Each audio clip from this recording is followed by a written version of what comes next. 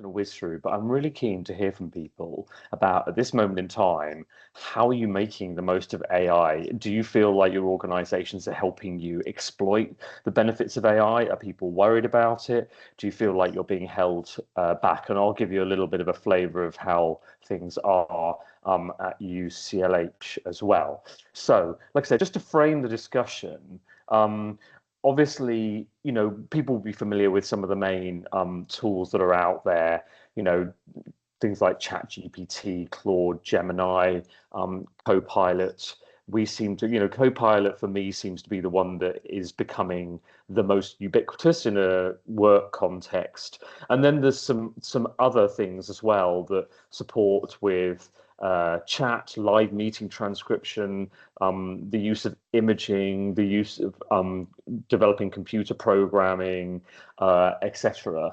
And obviously, this feels a little bit like a gold rush. There's some amazing stats out there about the companies that are powering AI, how much they're worth, the percentage of kind of, the stock market that they represent in the capitalization of their organizations. And, I think the picture's very, very nuanced in terms of what the benefit of AI will be. And it'd be great to hear in a minute about your own experience of it. In our organization, there's definitely enthusiasm and people wanting to adopt, but there's a gap with the access, with licensing, with some of the issues around, data protection, privacy, and also skills. So the demand is there. People are adopting what they can, but I think that there's not a systematic way of developing people's competency in using AI. And people are beginning to use it for things like supporting, writing things, drafting reports, doing data analysis, summarizing, synthesizing documents, meeting preparation, etc. And the benefits of that are bringing efficiency, improving workflow, supporting cognitive load's an interesting one, because whenever I have got something fairly new or novel to do, and it takes a lot of brain power to get going with that sort of thing, AI is brilliant for kickstarting that and supporting that thinking, I personally find. And of course, the NHS, in its resource constrained but highly demanding, highly innovative environment, can really benefit from AI in a number of ways, in terms of improving the efficiency of our operations, of the way that we run organisations, of our operations. We hear about it can support with diagnostics, population health management, analysis, risk stratification, and obviously empowering patients. And at UCLH, I am beating the drum a little bit about we need to be prepared for patients coming to us with more information that has been powered and generated and sourced using AI. And that, I think, is going to change the dynamic, and it's going to change the dialogue, and it's going to change the relationship that we have with our patients in a way that, again, I think we are not really yet ready for. So again, it'd be interesting to hear other people's experience of that. But of course, we know there's risks and concerns at a macro level, a lot of worry about AI taking people's jobs and leading to the need to have fewer staff, redundancies, etc. But also around what AI is giving you. Can you rely on it? Is it true? Is it accurate? Is it representative? And then also some other things around, obviously, data privacy, things like the environmental impact, GDPR, etc. And so we also need to be intelligent customers, because that way we can make sure that it is of high accuracy. It is giving us what we want in the way that we want it. That again, you'll probably have seen news stories about visuals being a bit odd, distorted, etc. And so naturally, this big change comes with concern as well. Well, it's interesting. I was listening to, I think it was a podcast recently, and it was talking about most technological innovations tend to lead to more jobs, more employment over the longer term, and not the latter, even though there's often, understandably, a bit of a moral panic about it. So organizations really need to gear up to get the most out of AI, to invest in it, to give people training, education, confidence, and also to provide clarity on how to use it, when not to use it, etc. So that's just kind of a quick canter through some my own personal thoughts and experience, and I'd love to hear other people views on this and how it's going in your organizations. Brilliant. Catherine, you're chairing, aren't you? So Yeah, I'll sure. let you Yeah. do So the number one, honours. so Hannah. Hi everyone. Sorry, I'm camera off today because I'm just not 100%. But yeah, so we've started exploring using AI, predominantly Gen AI, so Copilot, ahead of some licensing rollout that's coming from NHS England. What we've put in place so far is sort of our governance lines. We've got a working group, particularly with those that are, have already begun to adopt it in their working practices. Beyond sort of some of the examples that you gave there, some of the things we're looking at is agents. So you can develop agents within your SharePoint, either for your own teams or for some of the organization, where it will act in a way similar to a chatbot function. So we're looking at that for some of our people policies as an example, because we think that is a safe, low risk area, like you say, around we don't want confidential data going into agent type work yet, whereas this would just draw on our policies that are already open and in the environment anyway. But yeah, we're looking at various aspects of how it could streamline and modernize our services as well. But we're very early into those sort of steps and conversations. But similarly to what you've said, there is mixed response across the workforce. So some people are really keen, have adopted it straight away. I think there's some individuals who have a degree of caution, and whether that comes from their confidence and capability digitally anyway, or like you say, whether they feel there's some other motivation of us bringing it in. But I think it's the other area we're looking at is then how we message that out to the workforce, that this is a supporting tool for you. And the national research that's recently come out indicates it's not going to replace people at any time soon. These are really small incremental gains that we can get through Copilot and other Gen AI. So it's to help you save time in those sort of heavy administrative burden tasks that could be quite repetitive, and then it frees you up to have more time to do the high value stuff that we all get a bit more enjoyment out of. So that's sort of where we are at the minute, but very early conversations.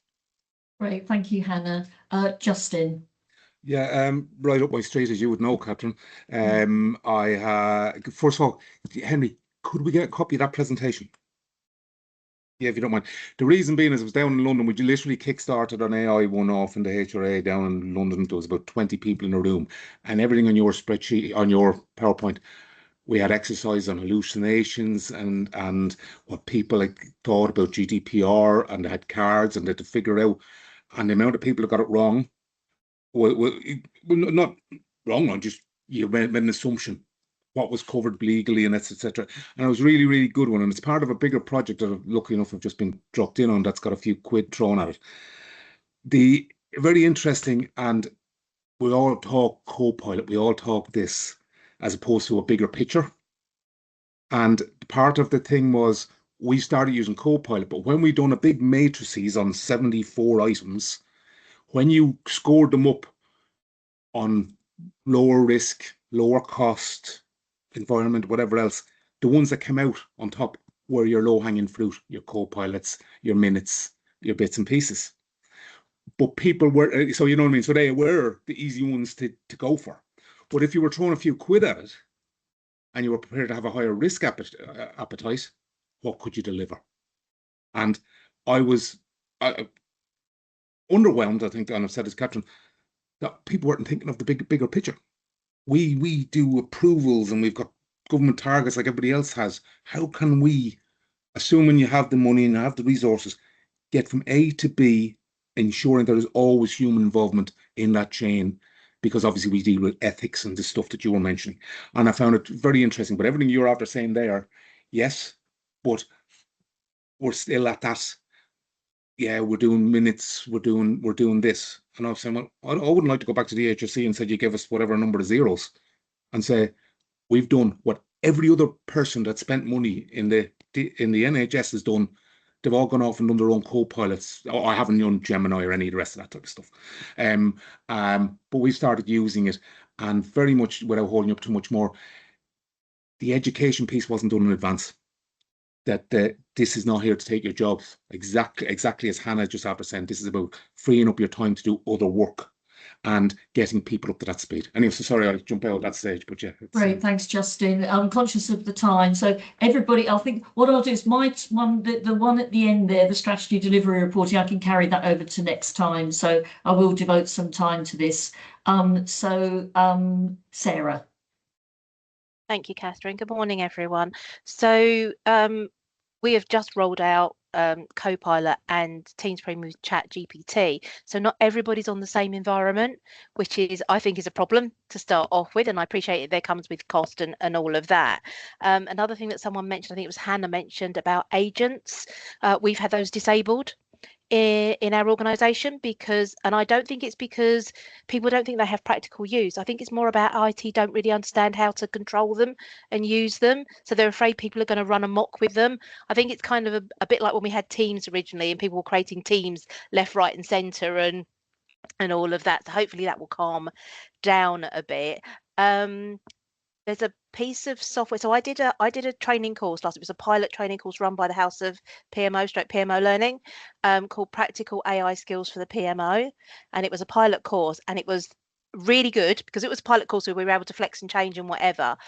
But I learned absolutely loads on that course, and I had to pay for it myself because my organisation said it wasn't worth the money, because there's lots of free AI training, but that's a real shame. But if your organisation would be willing to pay for it, I would recommend it, because as it goes on, it will improve, I think, and it was very worthwhile. And I learned loads of stuff that I'd never even heard of or didn't know anything about. And I also learned about a tool which I don't think was on Henry's list, which is called Notebook LM, which is an absolutely brilliant AI tool, and it's included in so the documents you put into it is all safe. It's like a bubble that you it doesn't go outside your organization, so it's quite a safe one. I am quite worried that they'll turn it off at some point because they won't understand it, but I'll go with it for the moment. Claude is blocked for us, for example, so we can't get to Claude. That's another thing. In terms of using it, so I did the course because partly obviously for my own development, partly because my role and the whole of the PMO in South East London ICB is being removed under the restructure.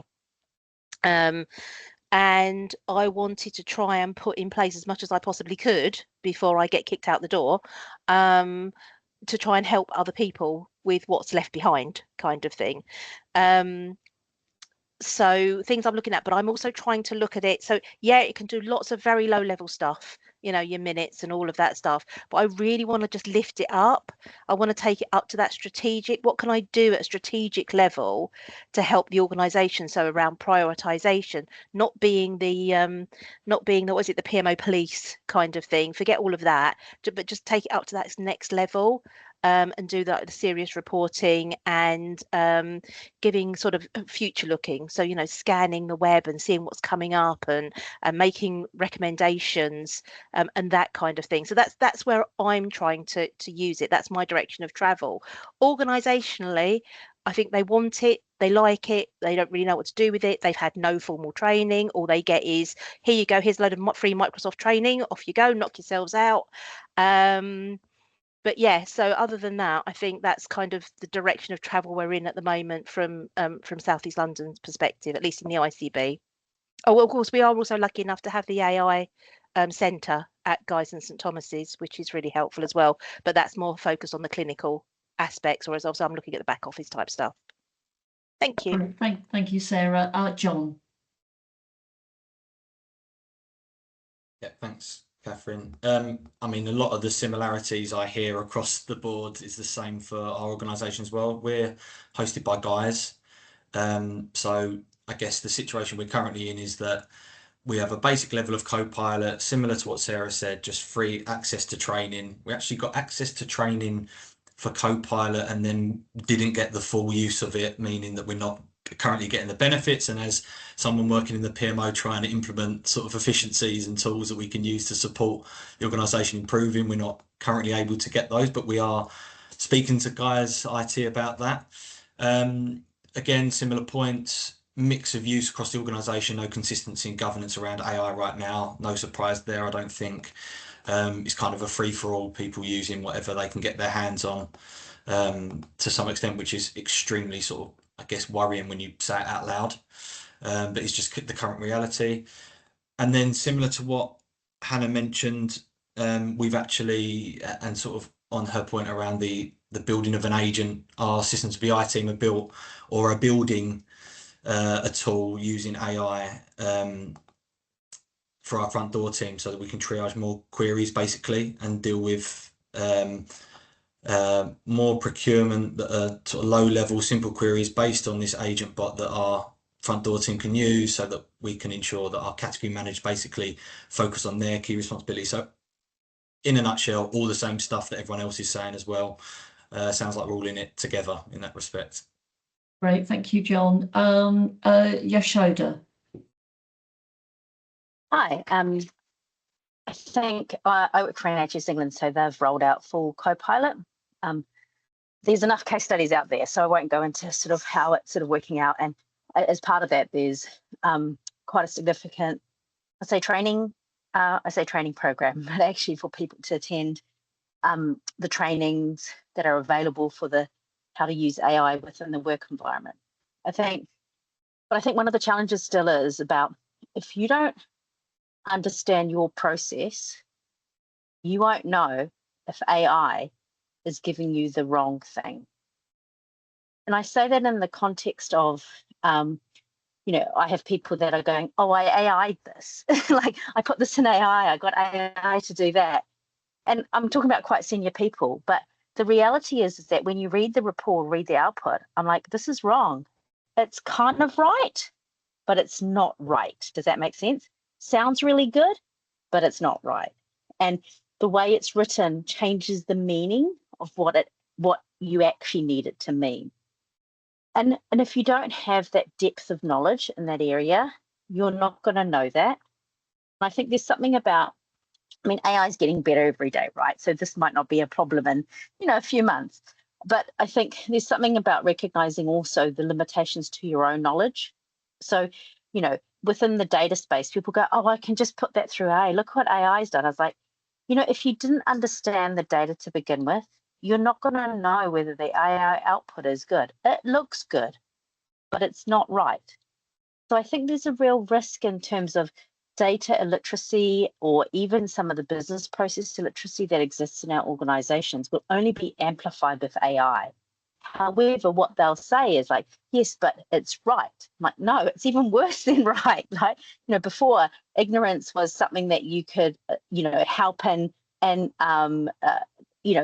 be able to work with. But when you've got AI as well, and you can't, and I think there's a skill in being able to go, well, AI is saying this, even though that sounds right, it's not right for these reasons. And that's a completely different skill, right? Because actually what you're used to doing is going, here's the report, here's the output. You don't understand that. Okay, let's work with that. Actually, now you're going, here's the report. They're going, oh, I did an AI thing. You're going, well, that's not quite right. But then you have to really break it down why. And that goes into a level of detail, I think, that actually some people don't know how to do, but also it's not something that you really want to do when you're at quite a senior level. So I think there's real challenges that we face in terms of how we manage AI. And I say manage in a more strategic sense, because I think in the NHS, we don't recognize the importance of understanding business process. And I'm talking about business process. So that includes program management, project management. You know, there's a real assumption that the further up you go or the more senior you are, you just know, right? Then the reality is you don't. And also there's stuff around, you know, when you talk about efficient processes, or yes, AI can help, but if you don't know how to instruct it to help, it's only going to give you the help that you think you need, not necessarily the help that you actually need. Thanks, Yashoda. I think those are really good points. There's still 3 people that need to share their ideas. So I'll make sure that all of you get to speak, and then John, whatever time's left, you'll have that to cover your item. So it's Michael. Cheers, yeah, really interesting conversations. I guess there's like kind of 4 sides to it from what we've been chatting about generally. They've got like the training, the kind of how it's used, how it'll affect jobs, and then also I guess the safety of it, right? And how we ensure that. For us, so I work for King's Health Partners, basically, and Southeast London ICS as well, but mainly in King's Health Partners. And as part of that, we did a lunch and learn, was our training approach to it. It was mainly like an intro and is more foundational, but they wanted to just do use cases of like, I did this prompt, I did that. And I was like, no, we have to start with a topper of essentially what it is, what it can do, what it can't do, what your role is in using it, similar to what we were saying. It's like you have to have a human in the loop at all stages. You can't do it. And we described it as like a keen intern who has like amazing superpowers, but a huge lack of experience in other areas. Would you send them into a boardroom without checking when your name's on the line? And that kind of landed well. And by bringing that human side, like Joe said at the beginning about what AI can't do, into the conversation early, it was kind of balancing training and change management. So I don't know how well that'll land in practice across the organization. We have policy and guidance, which is pretty good generally. You can only use anything that's identifiable, not patient identifiable. You can't really use that in general with AI, at least in our services and systems I'm aware of. But you can do that within Copilot because it's in a safe infrastructure, but not anything outside of Copilot. But you can use, for example, ChatGPT for your own stuff. How much assurance and governance there is across that, I don't really think there's very much, but there's at least a policy and guidance, I guess. And then I think probably the most exciting part of it is kind of the use of it, right? So I think for me, I used to be a teacher, so I'm always thinking about kind of like how is, like you saying, Henry, about cognitive load, how is it affecting your cognition, and like what's the task you're trying to do? And I think the biggest power it has for us is it shifts the type of task. So if we only have 3 to 4 hours a day of deep thinking, then you can switch tasks from cognitive burdensome tasks to things like check-in, and you're basically making that do the deep thinking for you, and you turn yourself into a checker. Or for example, one thing I did recently was use the legal GPT in ChatGPT to basically draft a contract and then take that to the legal team and say, is this right? Rather than saying, please do this contract for us. So things like that, you're essentially doing the legwork, but then getting the actual skilled bit done at the end. We're also working with NHS England national team to try to get our preventive health check into the NHS app, basically. So further down the line for the patient side of it, they're going to look at putting in an AI health coach. And like we've used it as well for some system mapping. So to kind of map all of the workforce that might benefit from prevention training, and then build a matrix of prioritization and kind of pull it out and then take that to people and say, this is who we think are the priority groups. What do you think? So the same kind of idea. So I guess basically then on the roles and stuff, I suppose it's probably about how do we use it to do more of our specialist skills and less of the stuff that we don't want to do that's burdensome. And that's the same for the people who the services we work for. Like I work in mainly service transformation and change. So to make sure that the services we design give people as much time with patients as possible rather than doing admin and stuff like that, I guess. But yeah, so lots of challenges, but lots of opportunities as well, I guess, for us. Great, thank you, Michael. And Essie.